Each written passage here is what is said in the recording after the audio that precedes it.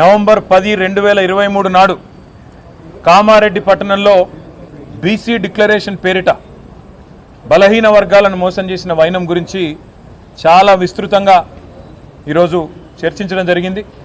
దాదాపుగా 20-25 మంది తమ తమ అభిప్రాయాలను పూర్తి స్థాయిలో మరి వివరంగా చెప్పడం కూడా జరిగింది. ప్రధానంగా ఈరోజు ఈ సమావేశంలో అనుకున్నది ఏంటి అంటే, భారత రాష్ట్ర సమితి తరపున పెద్దలు తెలంగాణ తొలి ముఖ్యమంత్రి కేసీఆర్ గారి ఆదేశం మేరకు మేము కాంగ్రెస్ ప్రభుత్వాన్ని డిమాండ్ చేస్తూ ఉన్నాం.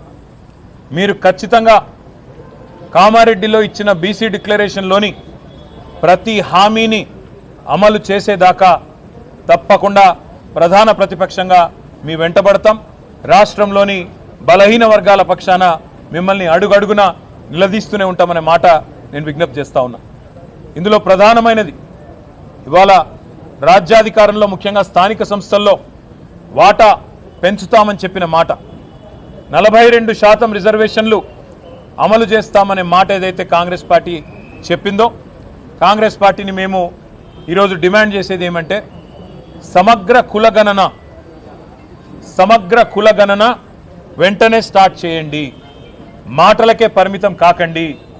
సమగ్ర కులగణన వెంటనే ప్రారంభించి మరి 42% రిజర్వేషన్ల అమలును కూడా చట్టబద్ధం చేయాలని, నవంబర్ 10 లోపల ఈ ప్రక్రియ పూర్తి చేయాలని చెప్పి మేము డిమాండ్ చేస్తూ ఉన్నాం. ఎందుకంటే మాట ఇచ్చి సరిగ్గా నవంబర్ 10కి సంవత్సరం నిండుతుంది కాబట్టి నవంబర్ 10 లోపల ఈ కార్యక్రమాన్ని పూర్తి చేయాలని, ఒకవేళ మీరు చేయని పక్షంలో తప్పకుండా బలహీన వర్గాల బిడ్డల తరపున భారత రాష్ట్ర సమితి మరి పెద్దలు కేసీఆర్ గారితో కూర్చొని మేమందరం కూడా చర్చించి తప్పకుండా ఏ రకంగా ముందుకు పోవాలి, మరి కాంగ్రెస్ కనుక మాట తప్పితే అనే విషయాన్ని కూడా ఆలోచించి ప్రకటిస్తామని చెప్పి కూడా తెలియజేస్తా ఉన్నాం.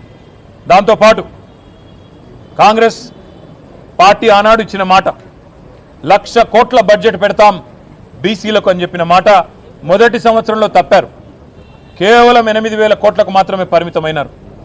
మేము ఈరోజు డిమాండ్ చేస్తూ ఉన్నాం, మరి రాబోయే ఫిబ్రవరి మార్చిలో పెట్టే బడ్జెట్లో 25 నుంచి 30 వేలకు తగ్గకుండా బలహీన వర్గాలకు బడ్జెట్ పెట్టాలి.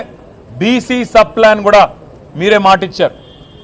ఎట్లా అయితే ఎస్సీ సబ్ ప్లాన్ ఉన్నదో అట్లాగే బీసీ సబ్ ప్లాన్ కూడా పెడతామన్నారు. తప్పకుండా బీసీ సబ్ ప్లాన్ కూడా పెట్టాలి. అవసరమైతే అక్టోబర్ నవంబర్ సెషన్లో పెట్టాలి, లేదంటే వచ్చే బడ్జెట్ సెషన్లో పెట్టి 25 నుంచి 30 వేల కోట్లకు బడ్జెట్ తగ్గకుండా పెట్టాలని చెప్పి కూడా మేము డిమాండ్ చేస్తూ ఉన్నాం.